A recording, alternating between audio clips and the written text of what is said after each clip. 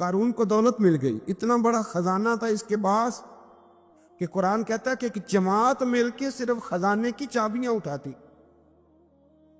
یعنی یہ معاذ اللہ کوئی گپ نہیں، یہ قرآن مجید نے بیان فرمایا کہ ایک جماعت مل کے صرف خزانے کی. تو حضرت سیدنا موسیٰ علیہ السلام نے کہا زکوٰۃ دو.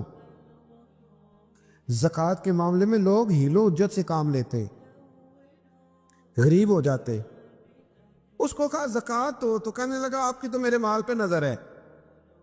اب نے فرمایا تو بڑا بیوقوف ہے، مال تجھے اللہ نے دیا ہے نا، تو اللہ کے رستے میں دے. یہ کام ذرا مشکل ہے کہ اس کو بار بار کہا کہ اس نے نہ بجائے اس کے کہ وہ مال دیتا، اس نے حضرت موسیٰ پہ الزام لگا دیا، ایک عورت کو تیار کر کے لایا. یہ الزاموں والا کیس سنتے آ رہے ہیں آپ کہاں تک؟ حضرت یوسف پہ بھی لگا، جناب مریم پہ بھی لگا، حضرت سیدنا موسیٰ کلیم پہ بھی لگا، اور حضرت عیسیٰ پہ بھی. سارے ہوئے نا الزامات. آپ کیا بات کرتے ہیں؟ الزام لگانا، بہتان ترازی کرنا، اور ہمارے یہاں اچھی بات دل سے پھیلتی ہے، بری خبر وہ جلدی پھیل جاتی. ایک عورت کو تیار کر کے لایا معاذ اللہ تعالیٰ حضرت موسیٰ پر الزام لگانے کے لیے، اور جب وہ بی بی آپ کے سامنے لا کے کھڑی کی تو حضرت موسیٰ نے جلال فرمایا تجھے قسم ہے اللہ کی عزت کی، سچ سچ بتا معاملہ کیا ہے. تو وہ خاتون کانپنے لگی، کہنے لگی میں موسیٰ کلیم کے سامنے کیسے کھڑی ہو سکتی؟ مجھے تو اس نے پیسے دے کے تیار کیا، مجھے اس نے مجھے پیسے دے کے تیار کیا، اور بڑی اس نے مجھے تکلیف دی ہے. یہ جب کہا تو حضرت موسیٰ علیہ السلام رونے لگے کہ تو سارا کچھ کرتا پر میری سفید چادر پہ داغ تو نہ لگانے کی کوشش کر. آپ رونے لگے. آپ یقین کریں لوگ تکلیف دیتے ہیں، بعضوں کا ایسی بات کرتے ہیں جس کا کوئی وجود نہیں ہوتا، تو یہ کچھ لوگ کر دیتے ہیں لیکن وہ سمجھتے نہیں. کہتے ہیں آپ حوصلہ کریں، آپ درویش ہیں. حضرت موسیٰ سے بڑا درویش کون ہوگا؟ کلیم تھے نا اللہ کے، بڑا جگرا ہے نا، لیکن رو پڑے. کہنے لگے تجھے ایسا نہیں کرنا چاہیے. کہنے لگے اللہ اب اسے سزا دے.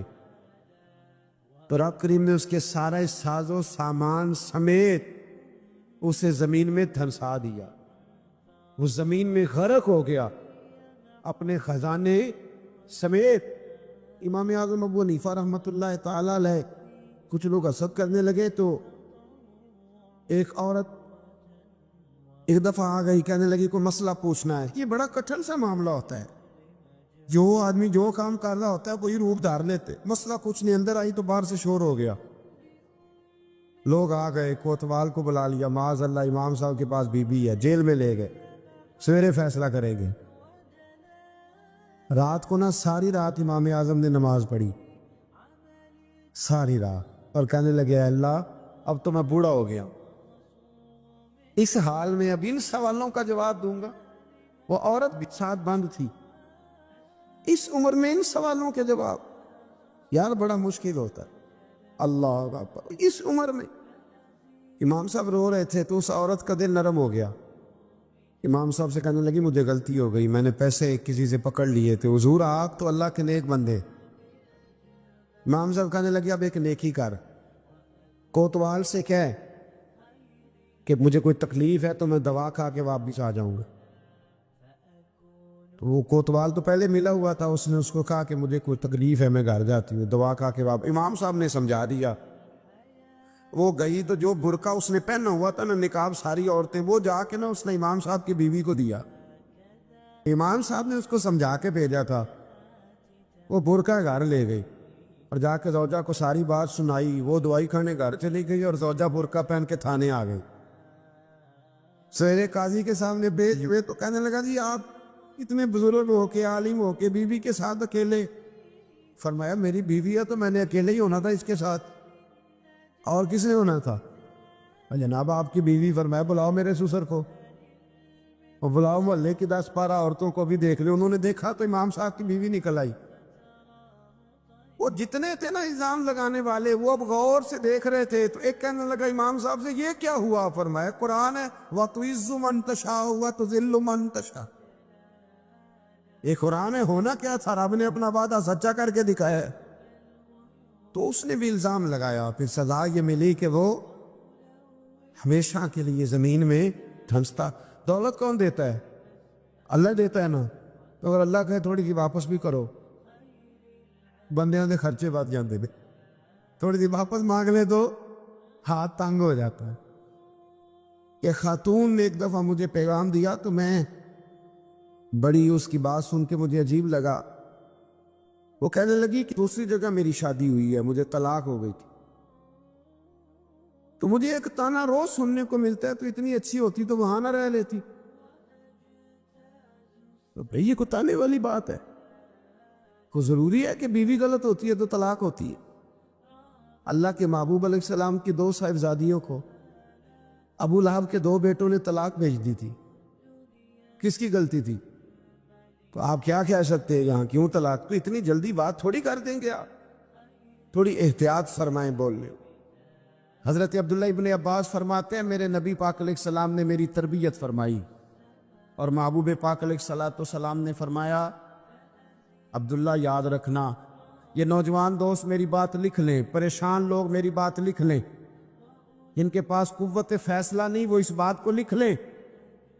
حضرت عبداللہ ابن عباس فرماتے ہیں میرے نبی پاک علیہ السلام نے مجھ سے فرمایا تھا عبداللہ سن، اگر ساری دنیا مل کے تیرا کوئی نفع کرنا چاہے کر نہیں سکتی جب تک میرے رب کی رضا نہ ہو، اور فرمایا ساری دنیا مل کے تیرا کچھ بگاڑنا چاہے تو عبداللہ بگاڑ نہیں سکتی جب تک رب کریم کی حکمت کا تقاضا نہ ہو۔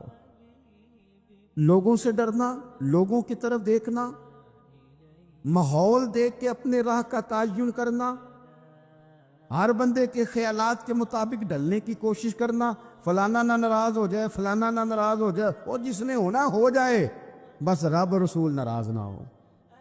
اپنی زندگی میں اپنے مالک کو مولا جان کے، بل اللہ مولاکم، اللہ تمہارا مولا ہے، وَهُوَ خَيْرُ النَّاصِرِينَ، وہ بہترین مددگار ہے۔ توجہ جب بھی کریں رب کی جانب کریں، اپنے دل کا قبلہ درست رکھیں، سوچوں کے زاویے سیدھے رکھیں۔ میرے بھائی مالک جب بندوبست کر دے نا، جب مالک بندوبست کر دے پھر ایسا بندوبست کرتا ہے کہ لوگوں کے پاس نا چارہ نہیں رہتا۔ حضرت مریم رضی اللہ تعالی عنہا پاک باز تھی، مسجد میں رہی تھی، پر مالک کی حکمت کے تقاضے بڑے عجیب ہیں نا۔ پھر جناب مریم کو اللہ تعالیٰ نے بغیر شوہر کی اولاد عطا کر دی۔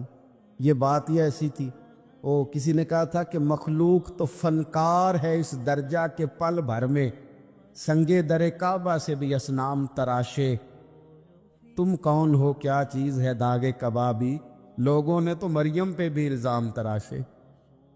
تو لوگوں نے کہا کدھر سے لے آئی بچہ، تیرا باپ تو ایسا نہیں تھا، کہاں سے لے آئی؟ اللہ کرے میں آپ کو سمجھا سکوں، ذرا اپنے آپ کو وہاں کھڑا کریں کہ ایک پاک باز عورت، پاک باپ کی بیٹی، طیب ماں کی بیٹی، اور اللہ کے گھر میں پرورش پانے والی خاتون، ایک وہ وقت اور ایک یہ وقت کہ اس عورت کو کٹہرے میں کھڑا کر کے پوچھا جا رہا ہے کہ معاذ اللہ تیری گود میں بچہ جائز نہیں ہے، کہاں سے لائی ہے؟ اب خود سے صفائیاں بندہ کتنی کو دے، کتنی کو وضاحتیں کرے۔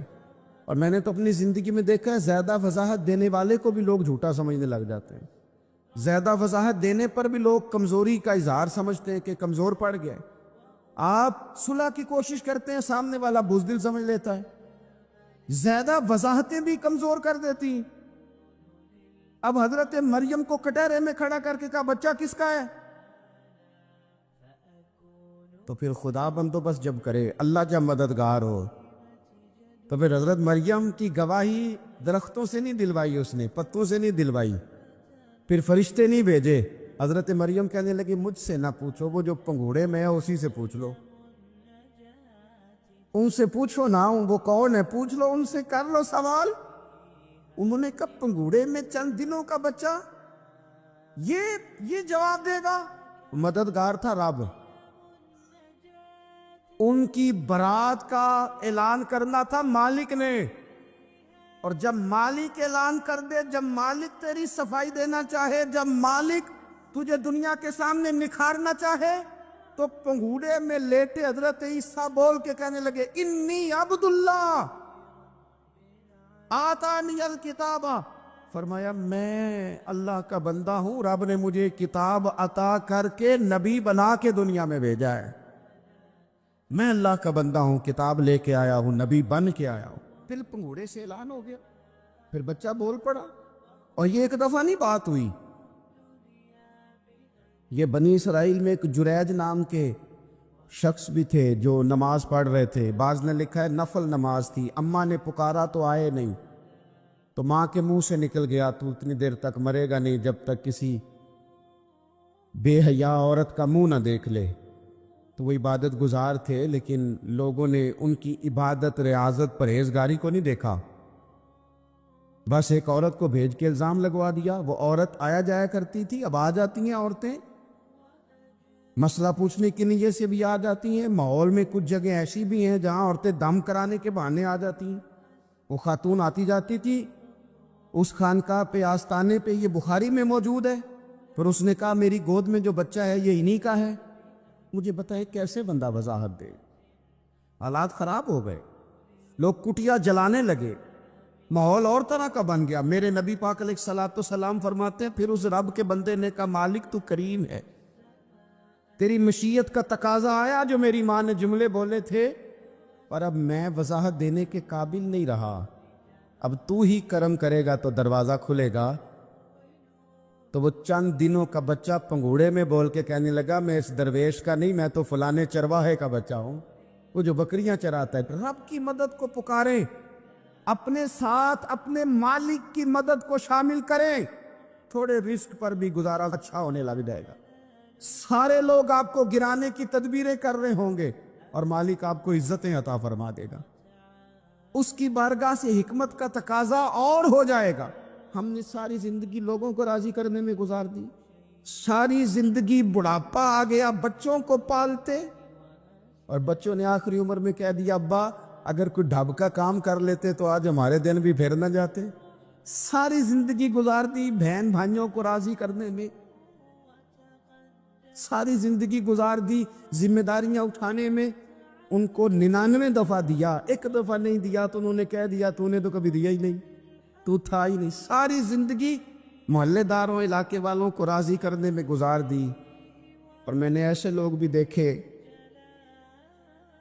دین کے لیے وقت گزارا، لیکن جب بڑھاپے میں دانت کام نہ کرتے تھے تو وقت کے مفتیوں کو بھی مسجدوں کی کمیٹیوں نے کہہ دیا اب آپ کی سمجھ نہیں آتی، ہم نے خطیب کو یور رکھنا ہے، نہ دیکھو دنیا کی طرف، دنیا رلا دیتی ہے، نہ راضی کرو بندوں کو، بندے تھکا دیتے، نہ پیچھے بھاگو ہر وقت دنیا داروں کے، یہ انسان کو کمزور کر دیتے ہیں۔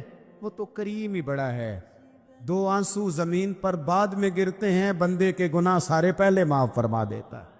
اللہ کی مدد کا حصول، اپنے مالک کی مدد کی طرف بڑھنا، آپ کو بدر کی جنگ بھی یہی درس دے گی، آپ کو احد کا میدان بھی یہی سبق دے گا، فتح مکہ بھی یہی سبق دے گا۔ میرے دوستو، جب رب مدد فرمائے، جب اللہ مددگار بنے، دوستوں سے ایک بات اکثر کرتا ہوں، میں کہتا ہوں کہ جتنے درد سے آپ امیر کو اپنی کہانی سناتے ہیں نا، اور جس طرح آپ کے آنسو بات کرنے سے پہلے گر جاتے ہیں کہ غریب ہیں، بچیاں ہیں، کاروبار نہیں، او میرے سنگیو، اس سے آدھے آنسو اپنے رب کی بارگاہ میں بکھیرو، اس کے حضور عرض گزار ہو جاؤ، اس سے طلب کرو۔ ایک وقت انسان پر زندگی میں ایسا آتا ہے کہ اسے یوں محسوس ہوتا ہے کہ میرا سایہ بھی ذرا سا پیچھے ہٹ گیا ہے، اسے یوں لگتا ہے کہ میں کسی سہارے پہ ہاتھ ڈالتا ہوں تو وہ بھاگ جاتا ہے مجھ سے، لیکن مالک کی بارگاہ ایسی عظیم بارگاہ ہے، رب رسول کے آستانے اتنے بڑے ہیں کہ آپ جب وہاں کشکول طلب دراز کرتے ہیں تو جھولی پھیلانے میں دیر لگتی ہے، ان کو بھرنے میں تو کوئی دیر نہیں لگتی۔ ہم نے اپنا سوچ کا قبلہ ہی دنیا کو بنا لیا ہے۔ یہ جو اللہ والوں کی مدد ہے، یہ تو ہے نہیں اللہ ہی کی مدد ہے، لیکن یہ جو سیٹھوں کی طرف توجہ کرنا، نوابوں کی طرف توجہ کرنا، دنیا داروں کی طرف توجہ کرنا اور اپنا مزاج اس طرح کا بنا لینا، یارو گردن کو جھکا دیتا ہے خیرات کا پتھر، جہاں میں مانگنے والوں کے سر کبھی اونچے نہیں ہوتے۔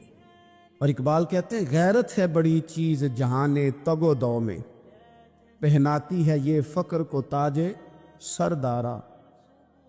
میں عرض کروں گا کہ اپنی آپ جب توجہ کا قبلہ اللہ رسول کو بنائیں گے تو رب فرماتے ہیں وَيَرْزُقْهُ مِنْ حَيْثُ لَا يَحْتَسِبُ، میں نہ تجھے وہاں سے رزق دوں گا جہاں سے کبھی تیرا گمان بھی نہیں گیا ہوگا، یہاں سے بھی مل سکتا ہے، تو نے سوچا بھی نہیں ہوگا۔ بخاری شریف میں حدیث ہے، حضرت جابر ابن عبداللہ فرماتے ہیں نبی پاک صلی اللہ علیہ وسلم نے 300 لوگوں کا ایک لشکر روانہ کیا کسی مہم کے لیے، کسی جہاد کے لیے۔ حضرت ابو عبیدہ بن جراح رضی اللہ تعالیٰ عنہ امیر لشکر تھے۔ فرماتے غربت اتنی زیادہ تھی، بھوک اتنی زیادہ تھی کہ ایک ایک کھجور دن میں ایک وقت کھانے کو ملتی تھی، اور کچھ دن ایسے آئے کہ اب کھجور بھی نہیں مل رہی۔ فرماتے اتنی زیادہ بھوک لگی مجاہدین کو 300 بندہ پتے کھا کے گزارا ہونے لگے۔ یہ بخاری میں موجود ہے۔ آپ فرماتے کہ دریا کے کنارے ہمارا پڑاؤ تھا، ٹھہراؤ تھا، جب بھوک سے نڈھال ہو گئے نا وَيَرْزُقْهُ مِنْ حَيْثُ لَا يَحْتَسِبُ، اللہ وہاں سے روزی دیتا ہے، گمان بھی نہیں ہوتا۔ فرماتے ہیں ایک مچھلی اللہ تعالیٰ نے دریا کے کنارے بھیجی، فرماتے ہیں وہ تھی تو مچھلی پر پہاڑ جتنی تھی۔ بخاری میں لفظ ہیں، حضرت جابر ابن عبداللہ رضی اللہ تعالیٰ عنہ فرماتے ہیں 300 آدمی 18 دن تک اس مچھلی کو کھاتے رہے، مچھلی ختم ہی نہیں ہوئی۔ مچھلیاں نہیں، مچھلی کہتے ہیں 18 دن 300 بندہ کھاتا رہا، مچھلی ختم ہی نہیں ہوئی۔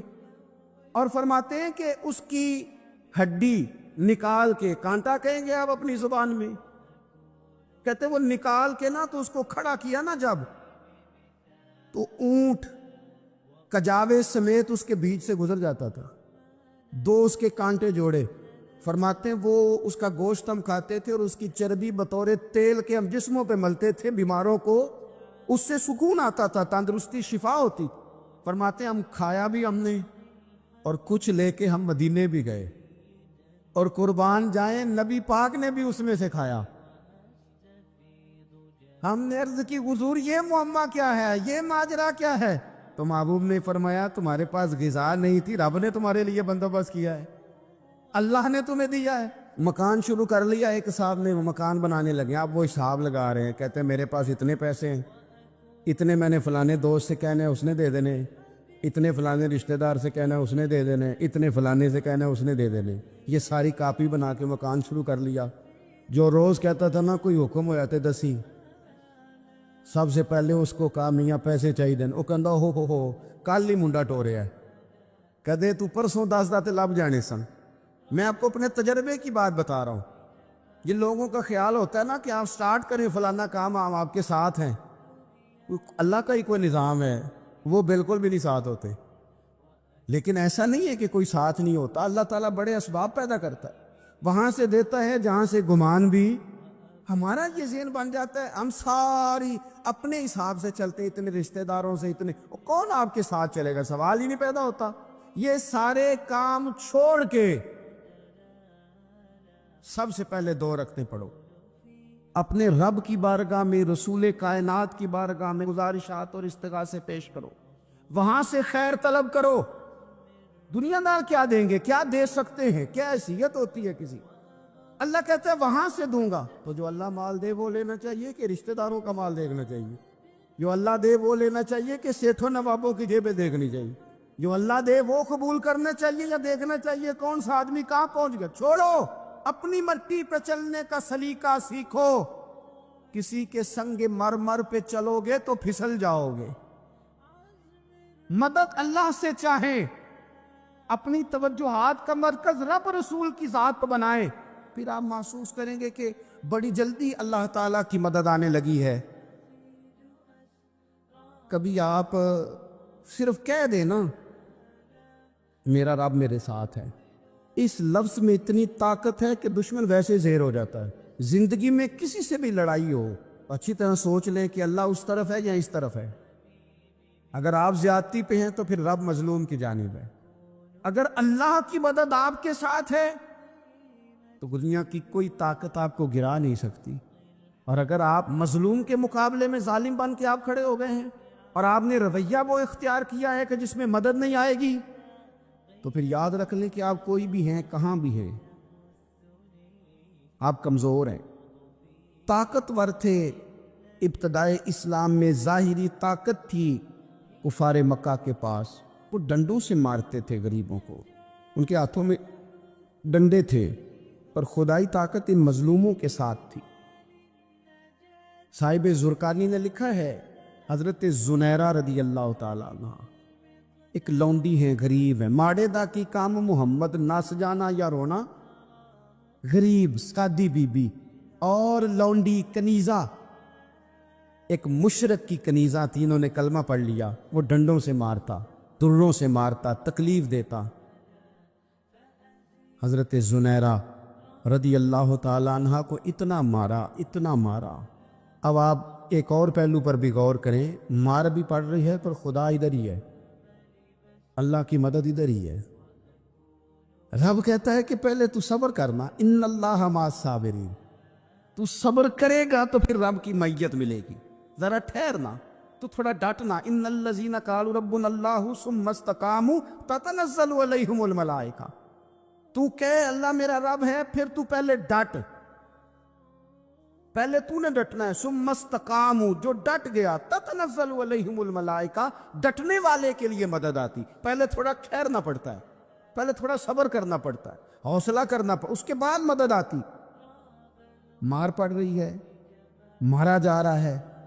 حضرت زنیرہ کو ان کا مالک جو ہے ظاہری آقا وہ مار رہا ہے, یہ کنیزہ ہے, اتنا مارا, اتنا مارا, ان کی بینائی چلی گئی, نظر آنا بند ہو گیا. ابو جہل آیا اور کہنے لگا زنیرہ دیکھا نا ہمارے بت تیری آنکھیں لے گئے, معاذ اللہ, لات و منات ہمارے بتوں نے تجھے اندھا کر دیا. اب ایسا نہیں ہے کہ بی بی روتی جا رہی ہے, روتی جا رہی ہے, مایوسی مایوسی, معاذ اللہ, پریشانی, غریبی بڑی ہے, پوچھنے والا کوئی نہیں, یہ باتیں نہیں. کیا جملے ہیں خاتون کے, کیا لفظ ہیں. ابو جال نے تنزیہ کہا, معاذ اللہ, کہنے لگا دیکھا نا ہمارے بتوں نے تجھے اندھا کر دیا. تو جناب زنیرہ آنکھوں کی بینائی گئی ہے, رات کو گئی ہے, دکھ ابھی تازہ ہے, لیکن اللہ پہ جو توکل ہے, اپنے مالک سے جو رشتہ ہے, وہ اتنا مضبوط ہے, اتنا طاقتور ہے, اس میں اتنی گہرائی ہے کہ حضرت زنیرہ بول کے نا اتنی قوت سے بولی, اتنی طاقت سے بولی کہ پورے کفر پر لرزہ طاری ہو گیا. فرمانے لگی تمہارے بتوں کی کیا اوقات ہے کہ وہ میری بینائی لے جائیں, یہ میری رب کی حکمت کا تقاضا ہے. جب تک اس نے چاہا زنیرہ دیکھتی رہی, اور جب اس نے چاہا زنیرہ کی آنکھوں کی بینائی چلی گئی, اور اگر وہ چاہے گا نا تو بینائی واپس بھی کر دے گا. اگر ہو ذوق یقین پیدا تو کٹ جاتی ہیں زنجیریں, اگر وہ چاہے گا تو بینائی آ بھی جائے گی. حضرت زنیرہ نے رات کو یہ لفظ کہے, ابو جال اور سارے کفار ڈر کے سن کے چلے گئے. آپ اطمینان سے آ کے بستر پہ سوئی. جب سویرے اٹھی تو اللہ نے آنکھوں کی روشنی واپس کر دی تھی. آنکھوں کی اب چھڑی پکڑی ہے, بازاروں میں گھومتی ہے, کہتی ہیں بلاؤ کدھر ہے تمہارے لات و منات, دیکھو میرے رب نے روشنی واپس کر دی. آ کر میرے ساتھ ادھر آ, ستم کر ہنر آزمائے, تو تیر آزما ہم جگر آزمائے. بیمار لوگوں یاد رکھو, کہہ دیا ڈاکٹر نے کہ تو بڑا بیمار ہے, تو بڑا کمزور ہے, یہ ہو گیا وہ ہو گیا, تو ڈاکٹر اپنے علم کے مطابق بات کر رہا ہے. ہوگا تو وہ جو میرا رب چاہے گا. کمزور ہو جانا, پریشان ہو جانا, تکلیف میں آ جانا, پتہ نہیں بات ہو گئی ہے تو جانے کیا ہو جائے گا. اپنی زندگی کے اندر اپنے رب سے رشتہ مضبوط کرے, رسول کائنات سے رشتہ مضبوط کرے, اللہ والوں سے رشتہ مضبوط کرے. حضرت زنیرہ نے پیغام دیا کہ زندگی میں جو جینا چاہتے ہیں تو وہ رب کا نام لے کے جی سکتے ہیں. جو اپنی زندگی میں خوشیاں دیکھنا چاہتے ہیں تو رسول اللہ کے نام پر خوشیاں دیکھی جا سکتی ہیں. توکل کی بنیاد پر بندہ خوشیاں لے سکتا ہے. اور اگر انسان میں توکل نہیں ہے تو پھر وہ اس کالے جادو سے بھی ڈر رہا ہے, وہ نیلے سے بھی ڈر رہا ہے, وہ پیلے سے بھی ڈر رہا ہے, وہ فلانے سے بھی ڈر رہا ہے, وہ میرے خلاف فلانا رشتہ دار سازش کر رہا ہے تو ڈر رہا ہے, فلانا میرے بارے میں یہ کر رہا ہے تو ڈر رہا ہے, وہ پتہ نہیں دنیا ادھر ہو جائے گی تو کیا ہو جائے گا. اٹھ باندھ کمر کیوں ڈرتا ہے, پھر دیکھ خدا کیا کرتا ہے.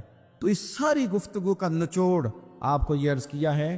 سب سے پہلے تو یہ کہ میدانوں میں مدد بھی اللہ کی, رزق میں مدد بھی اللہ کی, فصلیں خشک ہوں تو مدد پھر بھی اللہ کرے تو پھر ساری مدد, اور اگر انسان بیمار ہو تو پھر بھی مدد اللہ کی. تو اپنے اللہ کی جانب توجہ کو بڑھائیں, آپ اللہ سے مدد کے سوالی بنیں. ترمذی کی ایک حدیث ہے, میں آپ کو زندگی کا تجربہ بتاتا ہوں کہ جب میں بڑا پریشان ہوتا ہوں تو یہ والی روایت کھول لیتا ہوں, مزہ دیتی ہے. میرے نبی پاک علیہ السلام نے فرمایا اپنے دکھ سیٹھوں نوابوں کو نہ کہنا, مالداروں کا نہ کہنا, ورنہ اللہ تمہیں کبھی غنی نہیں کرے گا. فرمایا اپنے دکھ اپنے رب کی بارگاہ میں عرض کرنا, جلدی کرے یا دیر سے کرے اللہ تمہیں لوگوں سے بے نیاز کر دے گا, اللہ تمہیں غنی کر دے گا. رات کو بیٹھو نا اس کی بارگاہ میں. امام غزالی سے کسی نے پوچھا تھا, امام غزالی سے, کہ حضور اللہ کا بندے سے راضی ہونا کمال ہے یا بندے کا اللہ سے راضی ہونا کمال ہے؟ تو امام غزالی مسکرائے, فرمانے لگے رب تو بڑا ہی مہربان ہے, وہ تو بڑی جلدی راضی ہو جاتا ہے.